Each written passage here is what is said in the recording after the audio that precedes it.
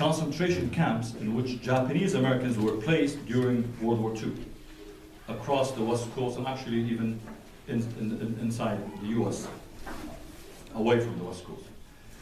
This was the result of an executive order that was signed by President Roosevelt in February of 1942, February 19th to be exact, in which it authorized the incarceration, the illegal, what I call it, immoral and shameful concentration or incarceration of over 110, maybe 120,000 Japanese Americans, including some residents from Japan, but overwhelmingly they're citizens, U.S. citizens of Japanese descent. Imagine the government decided an executive order, the president decided, I guess sometimes presidents sign executive orders, in which he ordered, basically, or authorized, the incarceration of 120, mostly on the West Coast, mostly in California, where there was a large number of them, some in Arizona, others in Washington State, Oregon. But imagine the FBI coming at your home, knocking at your door, picking you up and say, we have to take you with your family, you're only allowed one suitcase. Now, this happened right after the attack of Pearl Harbor. Who launched that attack? Japanese American? No, foreign country, Imperial Japan. So Japanese American had absolutely nothing to do with it.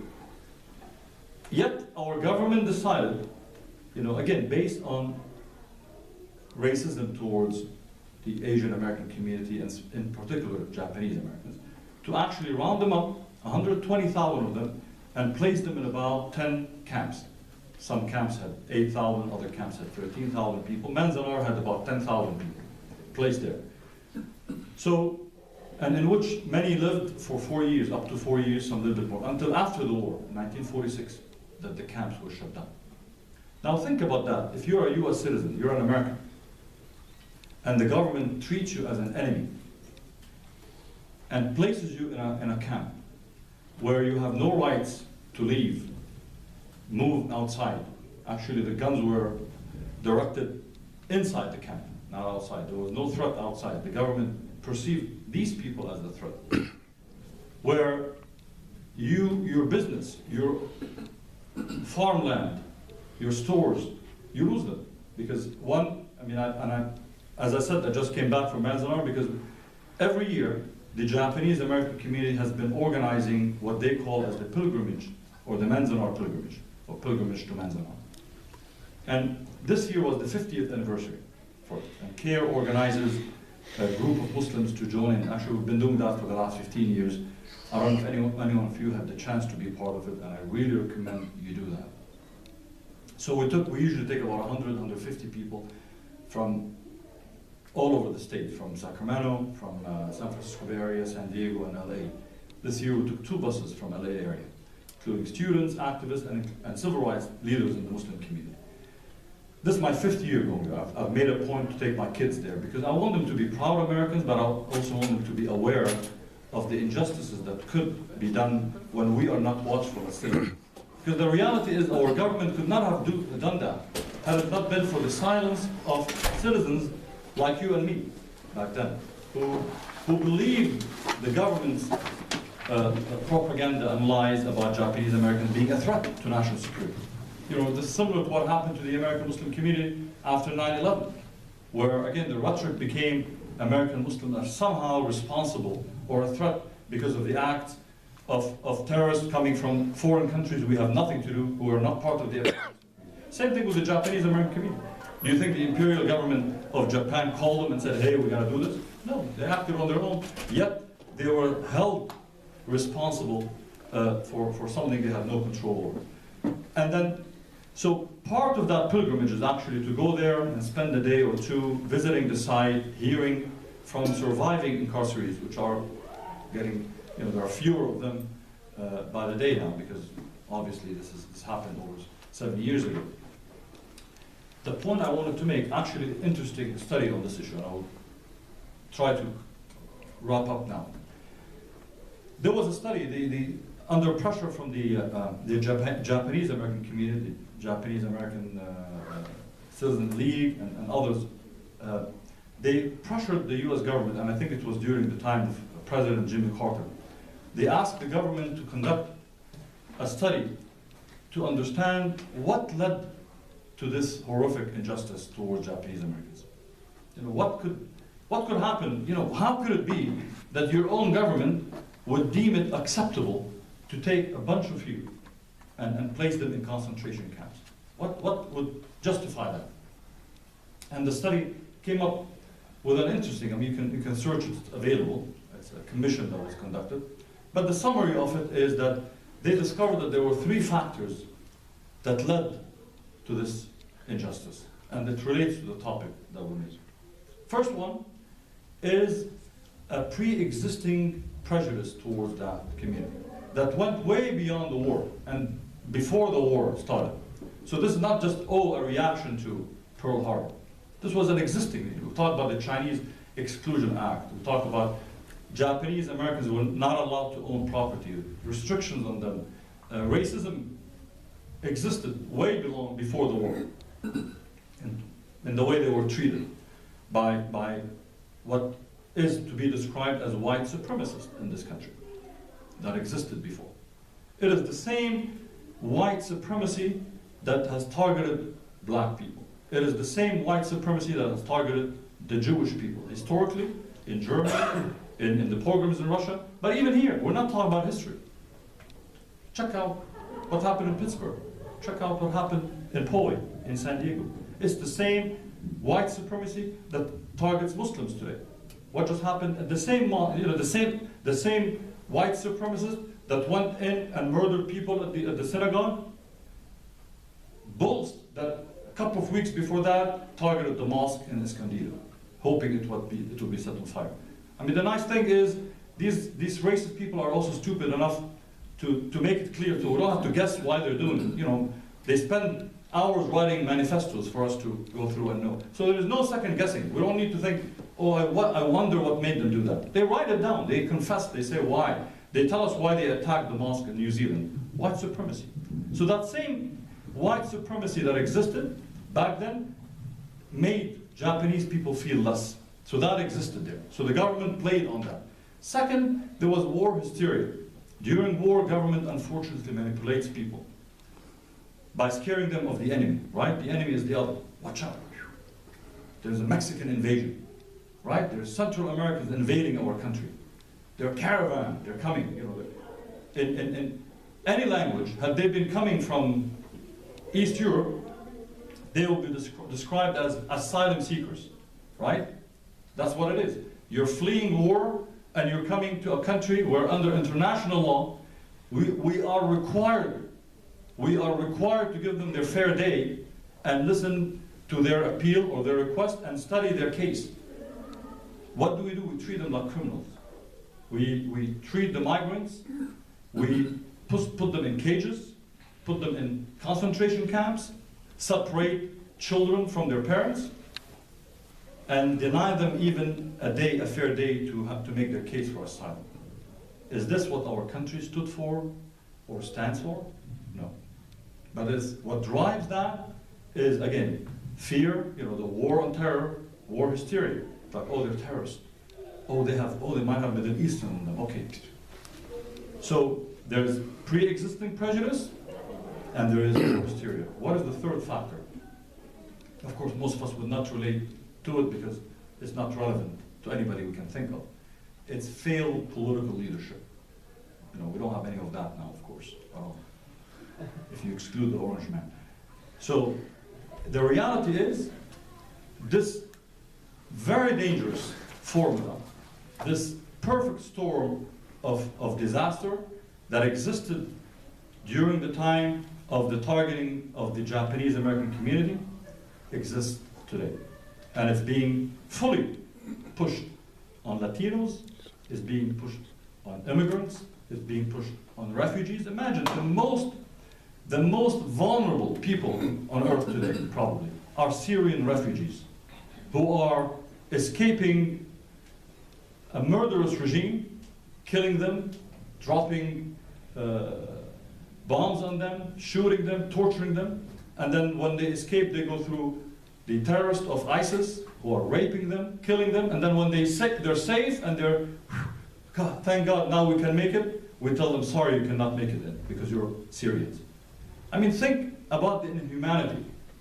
And by the way, again, this is the same racism that was applied during World War II. Guess which community was targeted in this case? Anyone can take a guess? Who was escaping? The Jewish community. They were escaping the Nazis, and there are documented murders, documented killings. There's no debate. And our answer to them is exactly what we told the Syrian refugees. Sorry. How, actually, this was specifically said. How do we know? This is one of the excuses used to reject Jewish refugees. How do we know they don't have Nazis among them? Really? How do we know we don't have ISIS among the Syrians? How do we know they don't have Assad supporters? Well, easy. That's what's called going through the cases, case by case. You don't just blanket say no. You don't say every Syrian cannot make it in. Or back then, every Jewish refugee cannot make it in. But I can tell you easily, and the records speak for themselves, the only reason it's our politicians think that they can escape doing that or get away with it is because at that moment, that community is hated. So I want to bring it back to the point. What I'm trying to make it as a point is, we're in, quote unquote, right? We're citizens, at least most of us. We have rights. We can vote. And if somebody harasses us, we can, drag them to court. We can do that, including the president. I'm proud. I sued the president himself for his Muslim ban because I couldn't bring my relatives from Syria to attend my son's wedding. But it's important to know that you can get away with that. When the FBI was unjustly harassing, intimidating, bullying Muslims, we sued the FBI. So we can do that. And there are very few countries around the world in which you have that freedom, and for that we're very grateful and we have to preserve it. But also don't think about it for yourself only.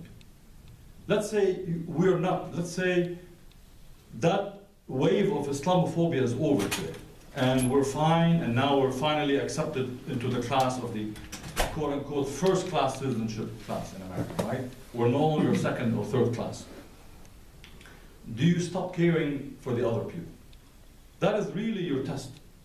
So the test is not when you're feeling oppressed to feel sympathy and empathy with those who are mistreated today or have been mistreated in the past. That's easy, anyone can do that. It doesn't take a lot of effort to feel, oh, I sympathize with migrants at the border. I sympathize with the African American community, or I sympathize with refugees.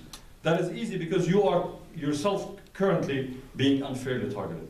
What I'm trying to get ourselves into is the next level. As Muslims, for us at least, and I'm speaking mostly to Muslim students here, we're driven by the value of human life. Allah subhanahu wa ta'ala tells us in the Holy Quran, وَلَقَدْ كَرَّمْنَا بَنِي آدَمَ. Allah subhanahu wa ta'ala says, and I have bestowed dignity on all the children of Adam, on all people. Whether they're black, they're white, they're green, they're purple, doesn't matter. Whether they're Muslims, whether they're Christian, whether they're Buddhist, whether they're Jewish, whether they're Hindu, whether they're atheist. The human dignity which comes with the human rights is something given by God. You cannot take it away. Not me, not you. People can commit a crime, they will be punished for the crime. If I steal, I go to prison, but my dignity is not taken away from me. And that is something extremely important for us, because I'm hoping and I'm calling upon you to be true advocates for human rights. Not conveniently because now our rights are being endangered, but as a passion, as a way of life, as a commitment that you do. Whether you become a doctor, an engineer, a teacher, a professor, whatever you will become, make that part of your life. Care about others.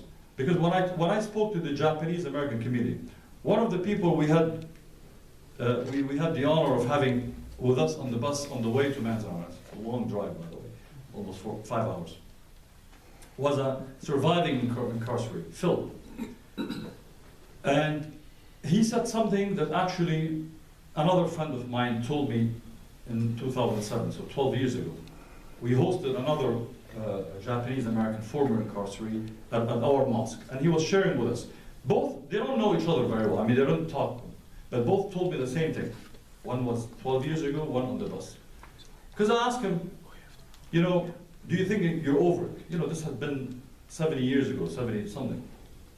Are you over it? Do you think you can forget, forgive, move on? He said, you know what? You forgive. You know, it's not healthy to hold grudges. It's never healthy to hold grudges against people who did you wrong, especially after all these years. And that's it, you're doing well and all of that. You can be grateful that you made it. But he said, we don't forget. I said, what do you mean by you don't forget? He said, you know, government they do good and bad. I can't blame all government for the acts of one government, so I can forget that. He said, the one thing I will not forget is the fact that our neighbors, our colleagues, our friends did not say a thing. When the government was rounding us up, most people remained silent, some actually cheered. He said, that's the one thing I will never forget. I was 8-year-old, he said. He said, I was 8-year-old, and I still vaguely remember, and I was asking my mom, what is happening, like, what is that? And he said, I still remember from my parents. That's the one thing that pained them. That the neighbors they knew, the neighbor they worked with, maybe on the same farm, were actually either cheering or saying no, or some of the people were the ones who actually took their land over eventually. I said to myself after hearing that, you know what, I never want to be that neighbor. I never want to be the person who witnesses injustice and remains silent. As Muslims we know, you know, the one who witnesses, you know, there's a saying of our beloved Prophet, peace be upon him, who said, the one who witnesses injustice and remains silent is a mute devil, meaning you're a devil. You're not better than the ones committing those crimes, except that you don't have the mouth to talk about it, or that means you're still a partner in crime. So follow that teaching, and it will make you happier, it will make you closer to Allah subhanahu wa ta'ala, it will give your life a purpose, because then you realize that life is more important than just me. And it's not just about my own comfort or my community's comfort or my family's comfort. Because we never want to become the community that when people hear that there was some injustice during their time, they went on with their life saying, well, I can't do much. No, you can do a lot. I want you to keep that in mind. Maybe I want to conclude with one area that I would like for you to kind of consider becoming really active on. An area that is ongoing as we speak now in terms of one of the worst injustices happening is what is happening to the Uyghur community in China. China is actually targeting the government of China, the Communist government of China, is targeting the Uyghur community, or sometimes in English people refer to it as the Uyghur, but it's the Uyghur community. And that community is Turkic, they're indigenous to that land. They've lived in the land which is known as East Turkestan.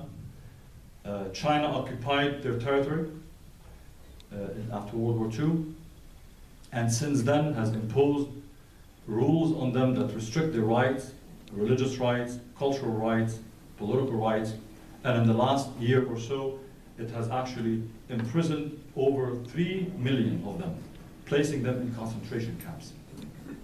3 million taken away from their homes and placed in concentration camps.